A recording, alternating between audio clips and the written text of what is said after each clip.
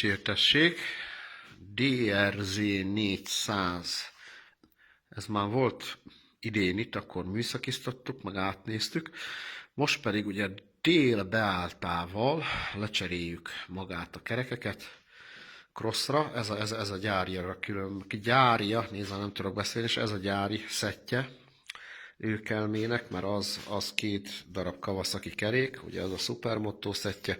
Itt az első kereket már beraktuk, de a hátsót sajnos nem bírjuk berakni, amikor legutóbb is itt volt, akkor mondtam a tulajnak, hogy nem igazán nyerő ilyen alátétekkel kihézagolni a hátsó kereket, úgyhogy most be lett rakva a hátsó kerék, és Esztergályosnál van a dolog, tehát ő bele fog esztergálni keréktávtartókat, majd hogyha megjön majd, akkor bele fogjuk rakni.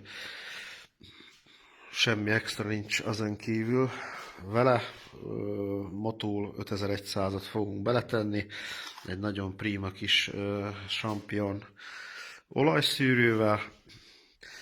Jó, meg még annyi kérés volt itt, hogy itt nézzem meg ezt, mert ez így fityeg a kormánynak a merevítője, úgyhogy ezt is meg fogjuk nézni, de ugye így nem tudom összerakni, mert az Esztergályosnak is van némi munkája, tehát nem úgy, hogy elviszem azt, akkor én vagyok az első, úgyhogy vissza lesz rakom a tengely, ez kimegy innen kifele a francba, meg most azon gondolkoztam másnap, amikor hozta a srác, hogy már nála van a motorkerékpár, vagy hát olyan 4 éve használja, de én még ennek az első villának a belsejét nem láttam.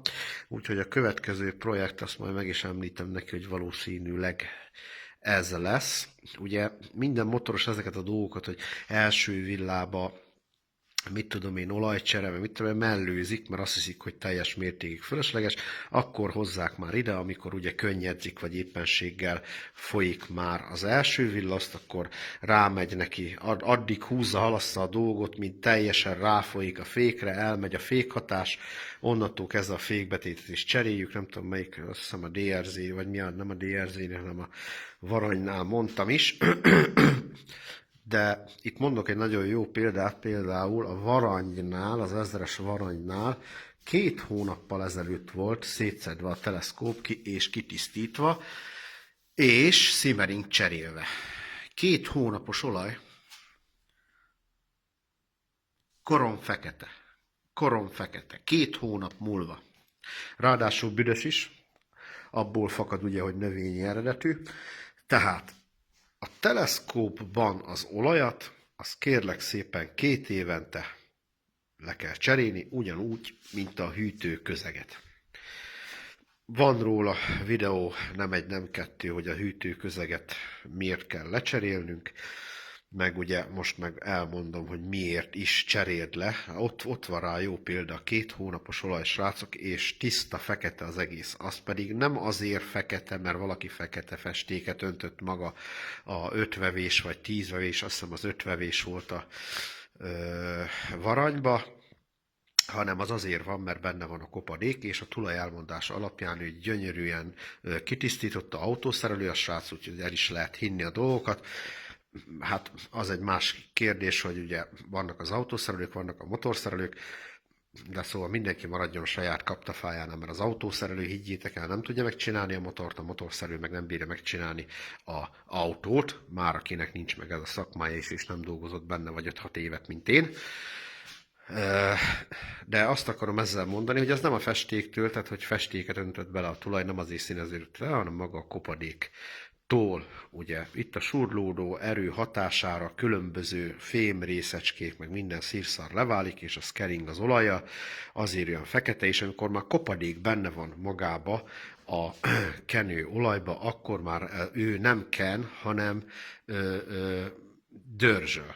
Tehát smérli papírként fog működni, és itt szépen a nyugvó, meg a mozgócsapágyat, a csizmát, minden szírszart ki fog kezdeni, utána meg föl kell újítani a teleszkópot, ami nem 2 forintba kerül. Tehát ezt majdnem, hogy a motorosok 80%-a ezt nem szokta, ezt figyelmen kívül szokta hagyni, hogy az első teleszkóp minek majd, ha ereszt majd, akkor kicseréljük, de ez kurvára kevés. Kurvára kevés. Na, úgyhogy aki esetleg még magába száll, aztán tudja, hogy nem cserélte ki az olajat, az nyugodtan hozhatja, idézőjelben van kapacitásunk. Fogok egy olyat csinálni, hogy amiről készítek videót, motorkerékpárról, mondjuk most erről nem, mert nem készültem, ugye el fogom mondani az évjáratú motorkerékpár típus alapján, hogy mik a szervíz igényei, mert nagyon sokan nem tudjátok.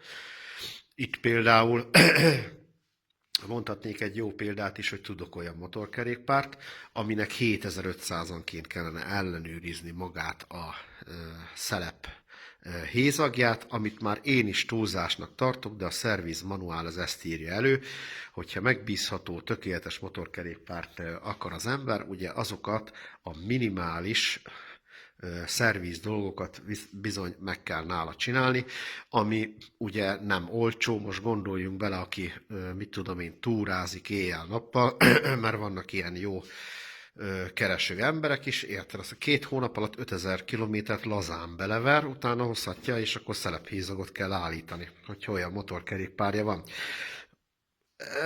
Az sem egy olcsó dolog, egy szelephézag állítás, pláne egy, mit tudom mi, egy sor 4-es motornál, vagy éppenséggel nem menjünk el mondjuk a Honda VFR V-tekig, ami 100 000 forint fölött van a szelephézag állítása. Aki tudja, milyen bonyodalommal jár, az nem drágája, vagy éppenséggel a Desmo rendszerű Ducatiról is beszélgethetünk.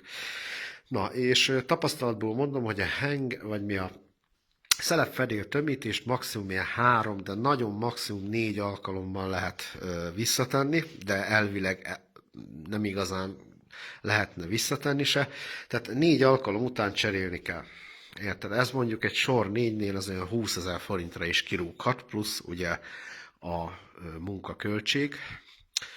Na, szóval fogok egy ilyet csinálni, hogy amikor benn van egy motor, úgy nagyjából elmondom, hogy mit kellene, meg milyen kilométernél, milyen üzemóránál és milyen időintervallumban megnézetni, átnézetni, vagy éppen cserélni, stb. Stb. Mert ezzel jó, hogyha az ember tisztában van, hogyha viszont ezeket a dolgokat nem tartott be, ugye akkor nem élvezed a motorkerékpárt, hanem vagy szereled mindig, bazd meg, vagy tolod hazafele. Na, úgyhogy ennyi, ezt nem bírjuk sajnos folytatni már mai folyamán, be lesz téve a tengely, kimegy a picsába, és akkor délután hozzáfogunk egy BMW-hez.